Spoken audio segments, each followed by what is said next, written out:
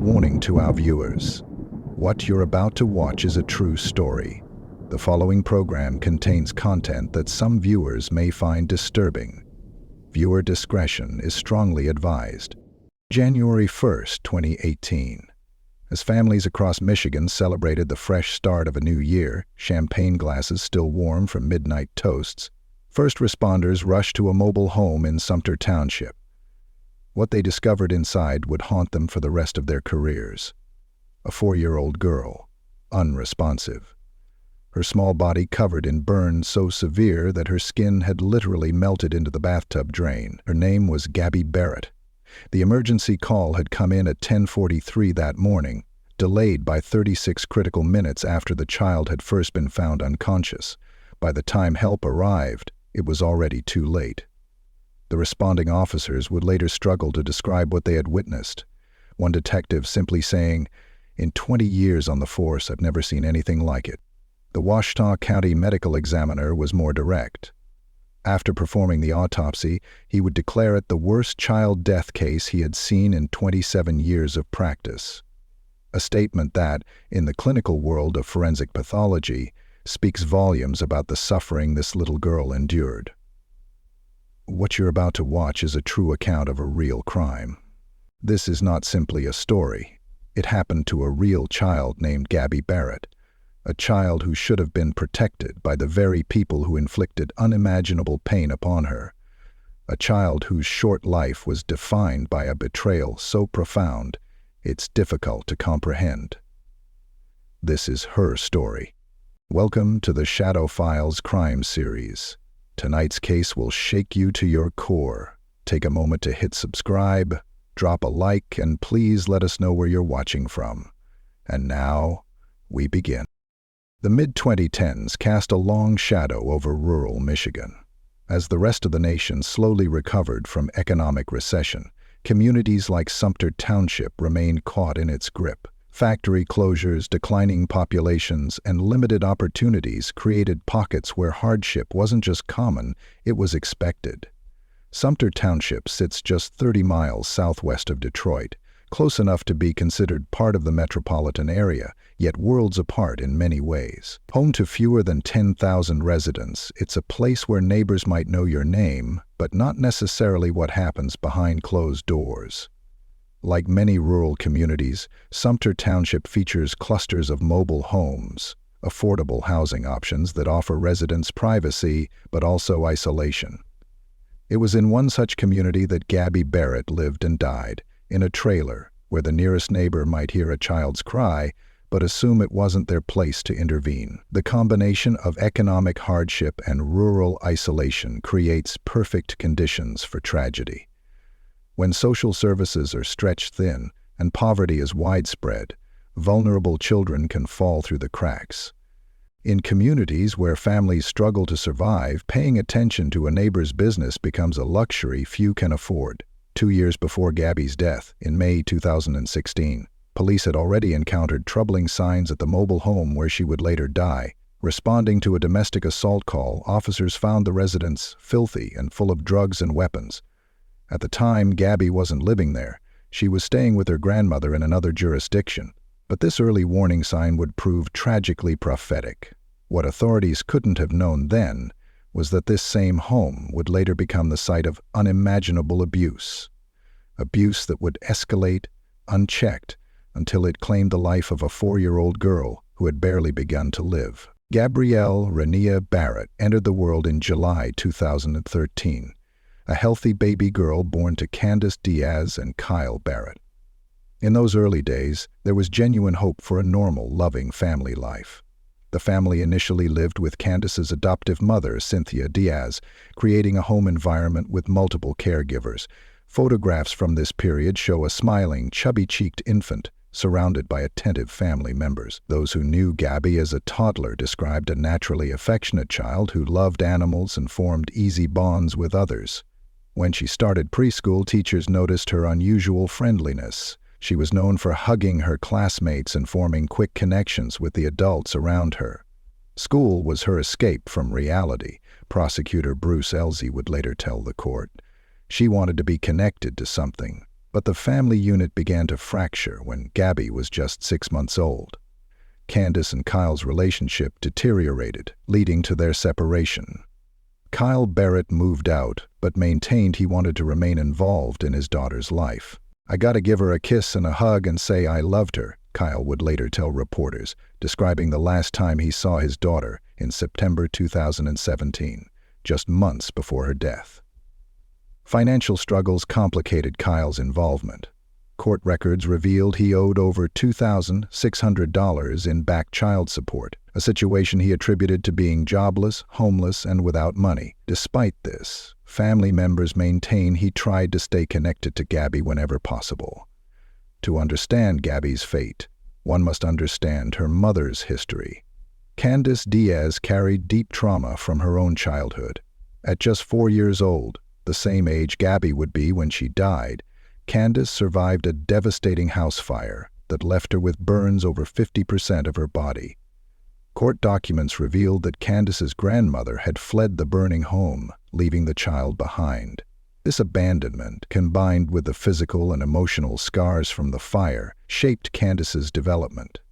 Her parents were later charged with criminal abuse and sentenced to 12 months in prison, after which Candice was placed with her adoptive mother. Without proper treatment for her trauma, Candice developed severe mental health issues, including bipolar disorder, PTSD, depression, and anxiety, conditions she would later admit she left untreated. As often happens in cases of generational trauma, the cycle that began in Candice's childhood found a new victim in her daughter. For Gabby Barrett, life began with promise and love, but would tragically end in a household where love had been replaced by cruelty, where the very parent who should have protected her from harm became the architect of her suffering. Within months of separating from Kyle Barrett, Candice Diaz began a new relationship with 28-year-old Brad Edward Fields. The relationship progressed with alarming speed, with Fields moving into Candice's home almost immediately. Fields brought with him a history of violence and controlling behavior. Neighbors would later report seeing Candice with unexplained bruises shortly after Fields entered her life. Court records revealed Fields had displayed similar patterns in previous relationships, quick to anger and quick to use intimidation to maintain control. Both have severe mental illnesses for which they admit they are not treating, court documents would later state. While Candice struggled with bipolar disorder, PTSD, depression, and anxiety, Fields claimed to suffer from schizoaffective disorder, social anxiety, agoraphobia, and PTSD. This volatile combination, untreated mental illness, a history of abuse, and substance abuse issues, created a powder keg environment. Police would later find cocaine in the home during their investigation. Candice's focus shifted dramatically after Fields moved in. Where she had once been attentive to Gabby, she now became increasingly dependent on Fields, often deferring to his decisions about household matters, including discipline. In May 2016, Sumter Township Police responded to a domestic violence call at the mobile home. What they found was alarming. A filthy residence with decaying food, dirty dishes, flies throughout it, dog urine on the floor, and dog feces in the children's room, according to police reports. Yet, despite these conditions, no significant action was taken to protect Gabby. The dynamics in the household shifted further when Candice gave birth to the couple's daughter, Zoe. The difference in how the two children were treated became stark and unmistakable. Judge Vonda Evans would later describe this contrast during sentencing. "He, with your aid, killed your child and spared Zoe," she told Candice. "Zoe was never at risk of harm because you wanted to get rid of the problem, and that was Gabby." This sentiment was even reflected in family photos and holiday cards. On New Year's Eve 2017, the very night Gabby was suffering from catastrophic burns, the couple sent out cards featuring themselves and baby Zoe. Gabby was conspicuously absent. Brad Fields wasn't Gabby's father, and that distinction would prove fatal for the little girl caught in a household ruled by a man who saw her as an unwelcome reminder of her mother's past. In the twisted dynamics of their relationship, Judge Evans would later make a chilling comparison. In nature, male lions kill cubs that aren't their own and breed with the female, the logic that was practiced in their home. September 2017 marked a turning point in Gabby Barrett's short life. Up until then, she had been primarily living with her grandmother, Cynthia Diaz, with periodic visits to her mother's home. But that fall, everything changed when Gabby was enrolled in preschool and forced to move in with Candice and Brad Fields full-time. Within the classroom walls, teachers noted Gabby's unusual affection and desire for connection. What they couldn't have known was that school had become her only sanctuary, the only place where she wasn't subjected to escalating abuse. The warning signs had been visible a year earlier when police responded to a domestic violence call at the trailer in May 2016. Officers documented deplorable living conditions, decaying food, flies throughout the home, animal waste in the children's bedroom, and drug paraphernalia. Weapons were also found in the residence. Yet despite this alarming visit, no meaningful intervention followed. Court records later revealed the horrifying dynamic that developed within the home. Text messages recovered from the couple's phones showed Fields bragging about beating Gabby, with Candice not only failing to intervene, but actively encouraging the abuse. "Give her a good beating," Candice texted Fields regarding her daughter. This explicit permission from a mother to abuse her child reveals how completely the protective parental bond had been severed. The punishments inflicted on Gabby defied comprehension. Judge Vonda Evans would later describe how Gabby was sentenced to an empty room as punishment. When she wet her bed, a common response to trauma in children her age, she was forced to use a black garbage bag to keep warm. Brad threatened to drown the girl in his urine if her own urination issues continued, Judge Evans noted during sentencing. These weren't idle threats. Evidence showed Gabby was regularly beaten for normal childhood behaviors. The couple's abuse extended beyond physical violence. Prosecutors presented evidence that Gabby was given drugs to keep her compliant. Her diet was severely restricted, leading to rapid weight loss, visible in the few photographs from this period. By age 4, Gabby suffered from complete dental decay, with all her teeth rotting, a clear sign of neglect that went unaddressed. Medical experts testified that this level of decay would have caused constant pain, making eating difficult and leading to malnutrition. Perhaps most disturbing was how the abuse became ritualized within the household routine. Court testimony revealed that if Gabby interrupted Brad's Call of Duty video game sessions, punishment was certain to follow. The psychological toll was equally devastating. Gabby was isolated, humiliated, and terrorized daily. She was denied the most basic comforts: warmth, safety, adequate food, and medical care. In their twisted logic, what Fields and Diaz called discipline was in reality a systematic campaign to break a child's spirit. Within the walls of that trailer, Gabby existed in a world of calculated torture disguised as discipline, where two adults methodically broke down a child's body and spirit. Her suffering remained largely invisible to the outside world until it was too late, hidden behind closed doors in a community where privacy often trumped protection. As we go into the most chilling details of this documentary, take a brief moment to like and subscribe to our channel if you haven't already for more in-depth investigations and analysis of significant cases like this. As 2017 drew to a close, families across America prepared to celebrate the promise of a new year. In the Sumter Township mobile home, New Year's Eve took on a different character altogether. That same day, Candice Diaz and Brad Fields had sent out holiday cards featuring themselves with baby Zoe. Gabby was nowhere to be seen in the family portrait, a symbolic erasure that foreshadowed the physical erasure to come. "Happy New Year," the card read, but the person that was missing was Gabby, Judge Evans would later observe, because you knew that Gabby wasn't going to make it another year. What happened on December 31st would later be pieced together through forensic evidence and the couple's contradictory statements. According to Candice's eventual account to police, Gabby had run her own bathwater that evening, making it too hot and burning herself. This claim that a 4-year-old with severe dental pain, malnutrition, and prior abuse had somehow drawn a scalding bath hot enough to cause catastrophic burns defied medical and practical logic. Forensic experts would later determine the temperature needed to cause such severe burns would have required turning the water heater to unsafe levels. The burns Gabby suffered that night were not minor. They were immersion burns, the kind that result from being forcibly held in scalding water. The pain would have been excruciating, the kind that would cause any normal parent to immediately seek emergency medical attention. Yet no help was called. No trip to the emergency room, no call to 911. Instead, the injured child was put to bed, left to suffer through the night with third-degree burns covering significant portions of her body. New Year's Day 2018 dawned with Gabby in agony.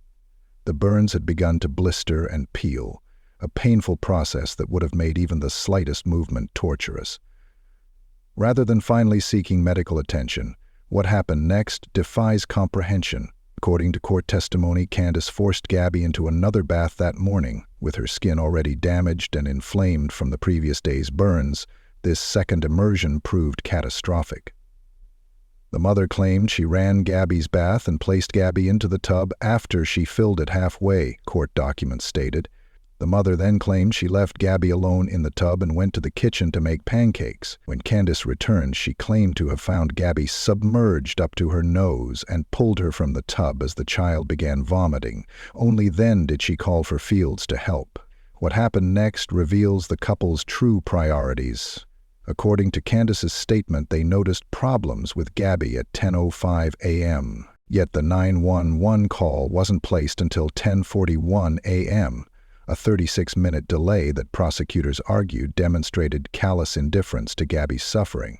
Those critical minutes weren't spent providing first aid or comforting the dying child. Instead, evidence suggested Fields was busy destroying evidence, literally peeling burned skin from Gabby's body and placing it in the drain, as Judge Evans would later describe in court. When first responders finally arrived, they found Gabby unresponsive on the bathroom floor. Her lungs contained vomit, indicating she had aspirated during her final moments. The burns were so severe that her skin had melted into the bathtub drain, and her big toe had completely detached from her foot.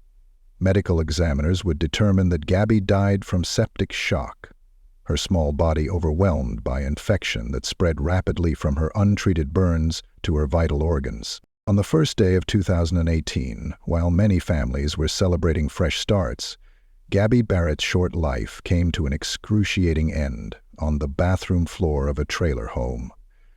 The child who loved hugs, who sought connection at school, who endured months of escalating abuse, finally escaped the only way available to her. As Judge Evans would later tell Candice, her little body couldn't take any more abuse, and on New Year's Day she was free. She died at the hands of a bum and an animal. At 10:45 a.m. on New Year's Day, Sumter Township first responders arrived at the mobile home. CPR was already being performed by family members, but the responding officers immediately recognized they were facing something far beyond a routine medical emergency. Officer Gilbert, one of the first on scene, later testified about what he encountered in the cramped bathroom.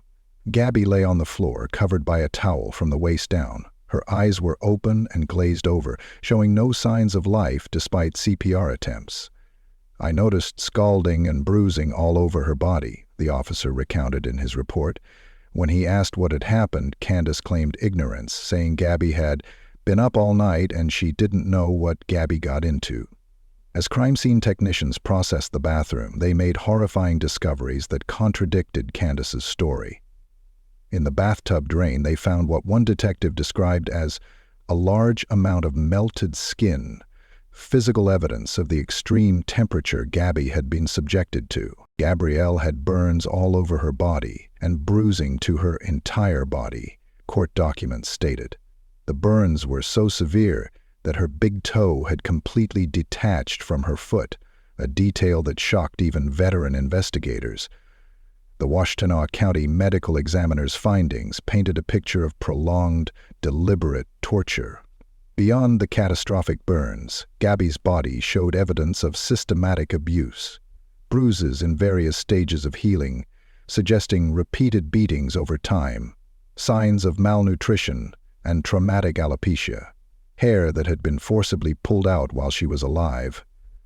Vomit was found in her lungs, Judge Evans would later note during sentencing, indicating Gabby had aspirated during her final moments. The official cause of death was determined to be septic shock, her body overwhelmed by massive infection spreading from her untreated burns. Perhaps most disturbing were the signs of attempted evidence tampering. Forensic analysis suggested that Fields had methodically tried to destroy evidence of what they'd done.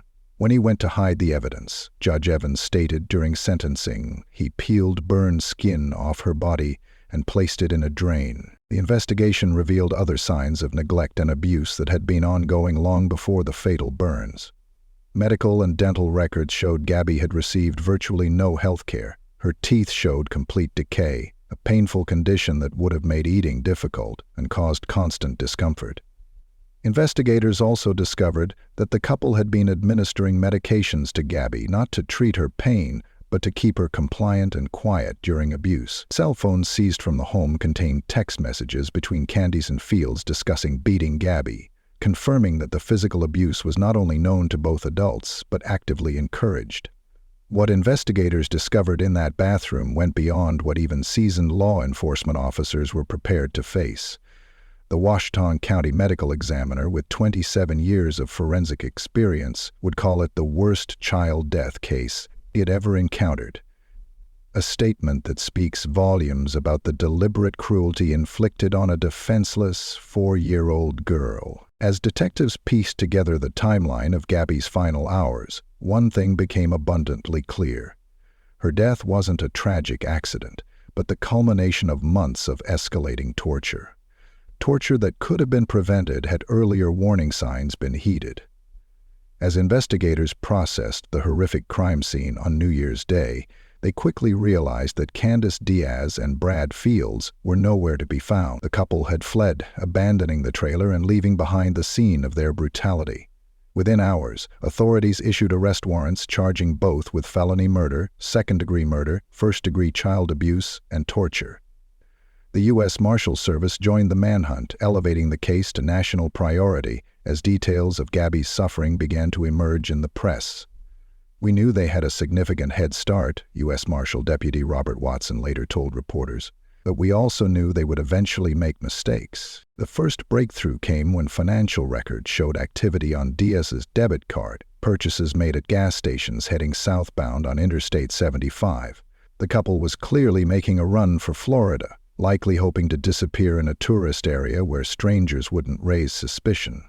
What Fields and Diaz didn't realize was that every time they powered on their cell phones, they created digital footprints for authorities to follow. Cell tower pings tracked their movement across state lines from Michigan through Ohio, Kentucky, Tennessee, and into Georgia.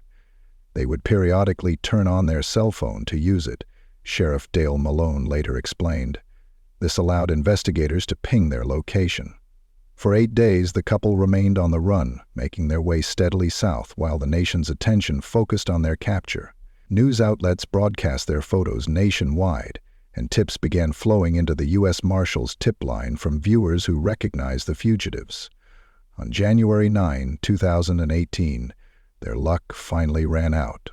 Near Lake Park, Georgia, just miles from the Florida state line, a routine traffic stop brought the nationwide manhunt to an end. Local police, alerted to be on the lookout for the couple's vehicle, spotted their car traveling on I-75. Law enforcement dashcam footage captured the moment of their arrest. Unlike Gabby's final moments of terror and pain, Diaz and Fields surrendered without incident, offering no resistance as officers placed them in handcuffs. The contrast was striking. The gentle handling of two adults accused of unimaginable cruelty toward a child as they were led to separate patrol cars. Neither asked about Gabby or showed any visible remorse for what they had done. As they fled south toward Florida, their periodic cell phone use created digital breadcrumbs for investigators to follow, leading to their capture nearly 800 miles from the crime scene. Their attempt to escape justice had failed, but for Gabby Barrett, justice would come too late. In January 2018, Candice Diaz and Brad Fields were extradited from Georgia back to Michigan to face justice. The Wayne County Prosecutor's Office charged both with felony murder, second-degree murder, torture, and first-degree child abuse. Fields faced additional conspiracy charges. Their cases moved through the system separately. Fields chose to stand trial, while evidence mounted against him. In court, prosecutors presented the text messages, forensic evidence, and medical testimony that painted a horrifying picture of Gabby's final months. In October 2018, after deliberating for just 4 hours, a jury convicted Brad Fields on all counts, including first-degree felony murder, a verdict that carried a mandatory life sentence without the possibility of parole. At Fields' sentencing hearing in Wayne County Circuit Court, Judge Vonda Evans didn't hold back her contempt for the man before her. Known for her powerful courtroom statements, Evans delivered one of her most scathing condemnations. "In 21 years on the bench, I have never seen a child sustain the injuries that Gabby Barrett sustained," she declared. She described Fields as a terrible king who ruled Gabby's home through violence and intimidation. "Brad, you're a murderer," Judge Evans said, her voice unwavering. Her only escape was school, which she loved, but by night she was tortured and humiliated. In a particularly poignant moment, Judge Evans compared the family's home to the castle in Beauty and the Beast, but with one critical difference. Even in Beauty and the Beast had a good heart. "Brad, you're a murderer." The judge sentenced Fields to natural life in prison, ensuring that barring a successful appeal, he would die behind bars, never again free to harm another child. Meanwhile, facing the same overwhelming evidence, Candice Diaz chose a different path. In September 2018, she pleaded guilty to second-degree murder and first-degree child abuse in exchange for dropping the torture and first-degree murder charges. At her December 2018 sentencing, Judge Evans was equally direct with the mother who had failed to protect her child. "Your beautiful daughter Gabby was a sacrifice you gave that bum Brad to fulfill his sick and demonic sense of love and control," Evans told Diaz.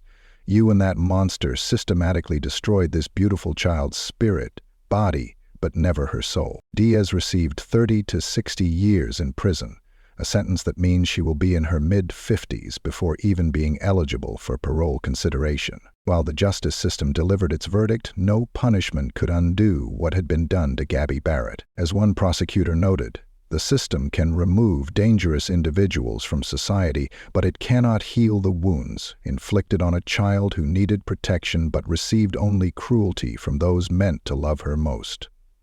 While the legal system delivered its verdict, for Gabby's extended family, no sentence could fill the void left by her absence. At the sentencing hearings, more than a dozen family members filled the courtroom to bear witness for the little girl who could no longer speak for herself. In their hands, they carried a hardcover photo book they had lovingly created titled, "My Little Princess." The pages contained images of Gabby in happier times, smiling, playing, experiencing moments of joy that were all too brief in her short life. Stephanie Barrett, Gabby's aunt, delivered a powerful victim impact statement that laid bare the family's ongoing anguish. "Every day we live in pain," she told the court, her voice breaking with emotion, wondering why she was murdered. Facing the defendants directly, she expressed what many in the courtroom felt. "That beautiful soul. We don't get to see it anymore because of them." For Kyle Barrett, Gabby's father, the pain was compounded by regret. Having been released from jail just 2 days after his daughter's death, he learned of her murder while still trying to rebuild his own life. "I got to give her a kiss and a hug and say I loved her," he later told reporters about their last meeting in September 2017, just months before her death. That final memory, a moment of normal parental affection, would have to sustain him through a lifetime of loss. Meanwhile, the fate of Zoe, Gabby's half-sister, and Fields and Diaz's biological daughter represented one small mercy in this tragic case. Immediately after Gabby's death, the the Michigan Department of Health and Human Services filed an emergency petition to remove the then 1-year-old from her parents' custody. Court records revealed that cocaine had been found in the home, and both parents admitted to untreated mental health conditions, creating an environment deemed unsafe for any child. Zoe was placed in protective custody, spared from the fate that befell her half-sister.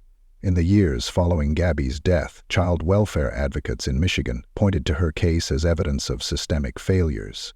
Questions lingered about why more wasn't done following the 2016 police visit that documented deplorable living conditions. Calls for reform echoed through legislative halls, though concrete policy changes came slowly.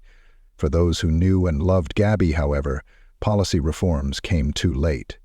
As Deborah Barrett, Gabby's paternal grandmother, told reporters, "We wish it was a dream. We're not sleeping. We're not eating. The loss of a child is always devastating, but the nature of Gabby's suffering added another dimension to the family's grief. The knowledge that her death was not only preventable but deliberate, inflicted by those who should have protected her at all costs. Every day we live in pain." Stephanie Barrett's words continue to resonate, wondering why she was murdered. It's a question with no satisfying answer, a wound that time may soften but never completely heal. As the legal proceedings concluded, troubling questions remained about how Gabby's abuse could have continued undetected for so long. Her case highlighted glaring gaps in the systems designed to protect vulnerable children. Perhaps the most obvious missed opportunity came in May 2016, when Sumter Township Police responded to a domestic violence call at the trailer home. Officers documented deplorable living conditions, decaying food, flies throughout the residence, animal waste in the children's bedroom, and drug paraphernalia in plain sight. Yet despite these red flags, no meaningful intervention followed. The police report was filed, but the case wasn't flagged for follow-up welfare checks that might have revealed the escalating danger to Gabby.